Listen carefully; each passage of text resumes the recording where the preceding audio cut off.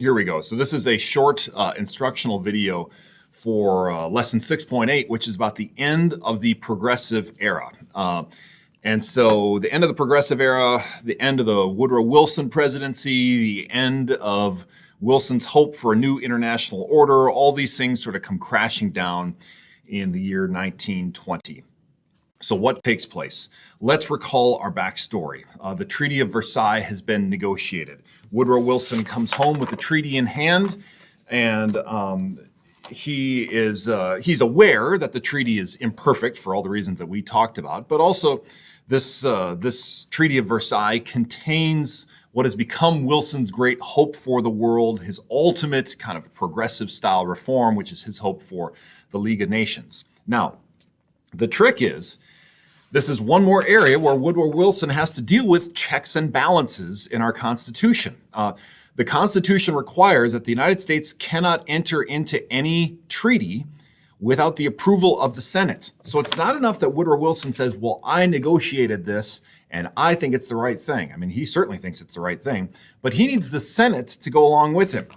And the trick is, the Senate at that moment in 1919 is controlled by Republicans, the opposition Republican Party. And Wilson has not, because he's Woodrow Wilson, he just hasn't really solicited a positive working relationship with Republicans in Congress for a long time. And now he's going to need Republicans' help to pass his baby, to make this happen. And so Wilson's going to try to pull out all the stops. He's going to try and push to make this reform happen, and to make this treaty happen, to make the League of Nations happen. And in the process, he's going to kind of run aground his entire presidency. And in a certain way, he's going to bring an end to the functioning years of his life. Not to sound too dramatic about it, but that's what we're going to see. Now, all of the hubbub, this treaty is a long and lengthy and complex document, but all the hubbub and argument is really going to come down to one sentence. And I want to read this one sentence to you, and I want to ask you students, can you spot the problem or the problem? Can you spot the thing that Republicans are going to say, hold on, I'm not sure I like that idea. All right, so I'll read the rub, the issue that some people had. From the part of the treaty that was describing the League of Nations, it says, the members of the League undertake to respect and preserve, as against external aggression, the territorial integrity and existing political independence of all members of the League. So in this dense legalese language, it just says, everyone in the League of Nations believes that the integrity of our borders and independence of all countries is a good thing. Okay, so far so good. In case of any such aggression, or in case of any threat or danger of such aggression, the Council shall advise upon the means by which this obligation shall be fulfilled. And that last sentence is where a whole lot of Republicans say, hold on, pardon me, what does that say? What are we agreeing to here? What their concern was that word obligation.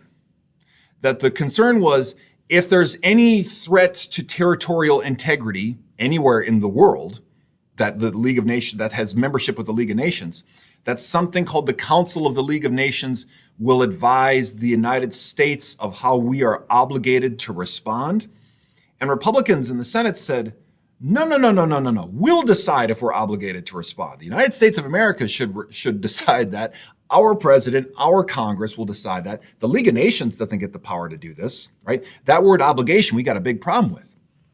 And Wilson said, no, guys, you're overreading this, right? Wilson looks back at that and he says, it says the council shall advise, upon which they will meet that obligation. And so Wilson focuses on the word advise, and Republicans in the Senate focus on the word obligation, and we're just kind of screaming at each other now, right? So for some Republican senators who might have been not really inclined to go along with the thing right from the beginning, just because they didn't like Woodrow Wilson, or maybe they were isolationists or something like this, they were just like, no, we're not going to jump in. We're not going to be obligated by some international mediating body to decide if we send our boys off to war, that sort of thing. Some Republicans went to Wilson and said, look, can we get a draft too? Can we like line out a couple pieces here and just say, we don't like these words, but if you replace them this way, then we will join into this League of Nations.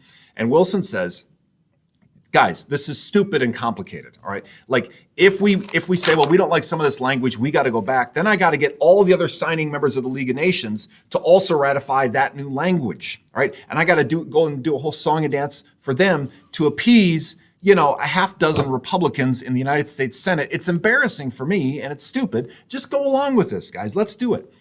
And so Wilson's being asked to compromise and to, go back to the other signing members of the other international countries that signed the treaty and talk about changing the language. And he's frustrated by that.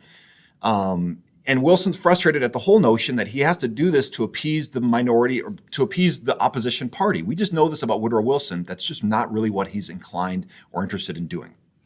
And so Wilson's dilemma here, do you compromise with Republicans in order to get them on board and agree to this treaty language, or do you stand your ground and say, nope, Republicans, this is what we're going to do? And we know Woodrow Wilson enough to know his choice is going to be, as he said, the Senate must take its medicine. All right, this treaty is good for you, boys and girls, and you are going to take this treaty. Now sit down and take your medicine and let's go. And so the summer of 1919 into the fall of 1920. So Wilson's got about 18 months left in his presidency. Wilson says, I'm going to go on a whistle-stop tour, as they used to say. Get on a train and circle around the whole country, giving speeches constantly. And I'm going to speak directly to the American people. And I'm going to say why this treaty is a good thing and we should sign off on it, the United States of America. And I want you to flood the mailboxes and the telegram lines of your senators and tell them America should enter into the League of Nations. This is the way we're going to prevent all war from happening in the future, blah, blah, blah, blah, blah. Wilson's like, I'm just going to go over the heads of the Senate, speak right to the American people, and we're going to create a tidal wave of public opinion in favor of the treaty. And I'm going to give speech after speech after speech after speech, pushing for this idea. And he starts to not feel good, and he's still pushing through, and he's pushing through, and he has a stroke, a major stroke. A stroke, if we don't know, is where you suffer blood loss to the brain. A stroke can be treatable if it's caught right away, and doctors can do stuff with it. If it's not caught, then as you guys know, every minute, every second where the brain is losing blood is debilitating, disabling, and deadly. And Wilson suffers a stroke. The public is told that the president suffered a small stroke and that he's been brought back home and he's under the care of doctors and his wife, and things are under control. What the public does not know is that Woodrow Wilson, will never be the same after this stroke. The stroke is a major health event, and that fact is hidden from the public. Largely, it's shielded from the public by his wife. You recall he got married midway through his presidency to a woman named Edith. And so, and even in this picture here, that's sort of the first photograph shown to the public. It's sort of like, hey, he's still at work. His wife is there, because it had been in the newspapers. His wife is helping to care for him, and you can see him, and it looks like he's doing his thing. What you notice is you can't see his left arm. The reason there is his left arm was, for the most part, totally useless. His musculature on the left half of his face was slackened. If you've ever known someone that has a stroke, they kind of lose some of that musculature in their face. For the most part, he was unable to walk. He had a very, very, very difficult time focusing. Now, this is a man who's intensely intelligent and deeply focused in thought. He is sort of no longer able to really do that for more than a minute or a moment or two, just like little bursts at a time he can do. His speech is slowed and slurred, as you've heard if you've talked to someone that has a stroke. And you might say, so, I mean, is he still the president? And here's the weird, crazy thing. I don't know if it's, well, it is crazy. It's not really what we're supposed to do. The person who is effectively the president of the United States from the fall of 1919 until the spring of 1921 is Edith Wilson, the First Lady of the United States. Who would basically say to people like, all right, we have these papers for the president. She says, okay, very good. I'll make sure the president sees them. And they would come out with like a signature on them, if he's approving of this, and it's like a wobbly, wiggly signature. It doesn't quite look like himself. And Edith Wilson is deciding what he's going to sign and everything. Like, she's sort of the filter here. And Edith Wilson said, this is a private health issue, right? This is only between the president and his doctor, and I suppose me, his wife. This isn't really for the American public. And at the time, the press kind of backs off and says, okay. And the public kind of is like, oh, right, it must be taken care of. But you have a man who is, we would characterize him today as he's an invalid, right? He can't really sustain his normal functions of life without help and support. He couldn't really mentally focus. He should no longer have been president of the United States. There was one moment where his cabinet kind of confronts Edith Wilson saying, we really want to see the president. Like, there's all kinds of whispers. We want to see the president. And so this kind of weird setup is arranged where a meeting is arranged where Woodrow Wilson is already in the room and he's been sort of positioned at this table and he's there and everyone comes in.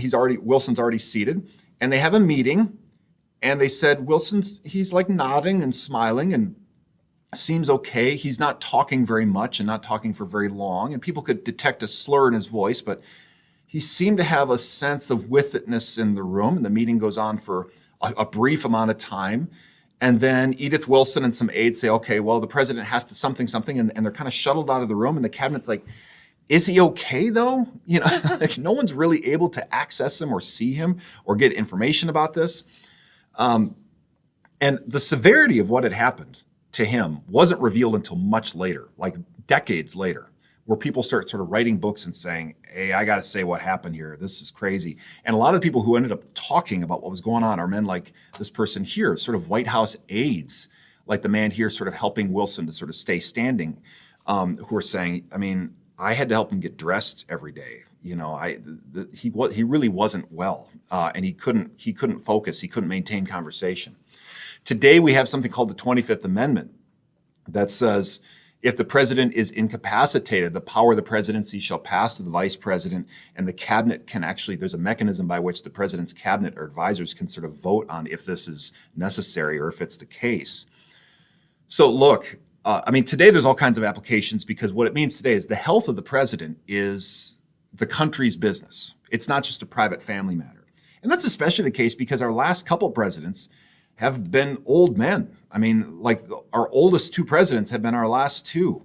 I don't know what's going to happen in the upcoming election, but I wonder if we're going to have more, if the candidates will continue to be very, very old people. And so I love old people. There's nothing against old people, but it's a question that you have to bring up. The older you are, the more likely you are to have major health events.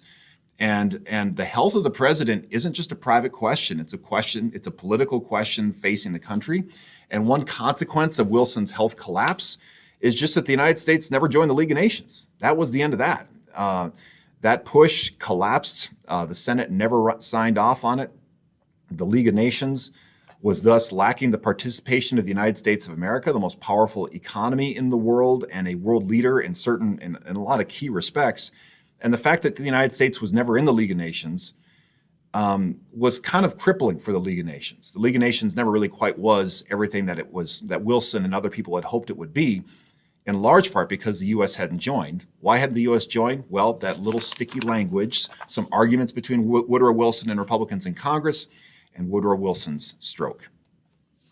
And at the end of all this, the mood in the public has really swung wildly against the progressives. Maybe wildly is too strong a term, but swung decisively against the progressives. The public's sentiment and mood is like no more crusades, no more foreign misadventures. There was a sense among the American public that maybe kind of buyer's remorse, like you just bought a new car and then you're like, I'm not sure if I should have bought this.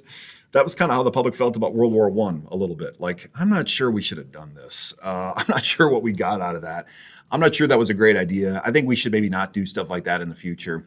And we're kind of tired of the crazy reforms. Crazy was wrong. Like the dramatic reforms, the reimagining government in American life. Can we just kind of get back to the normal traditional way of doing things, a quieter style of politics? Can we go back to being bored by politics and get back to the great American business of making money through business? Republican Warren Harding, who's kind of we'll talk about him next unit. He's not really a dynamic candidate at all. And he runs on a campaign slogan of a return to normalcy.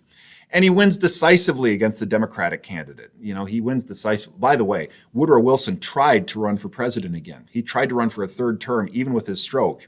And that was one case where the Democratic Party said, hey, thanks for the 8 years as president, but we're going to go in a different direction. And at any rate, the 1920s will be marked by a different style, a different approach, and the ambitious politics, the dramatic politics, the crusading politics of the progressive era is going to be put on hold for a while. The American public has a different sensibility in the 1920s that we'll be exploring next unit. So thank you guys so much for your work on this lesson. Good luck as you study for the exam, and we'll see you soon. Bye.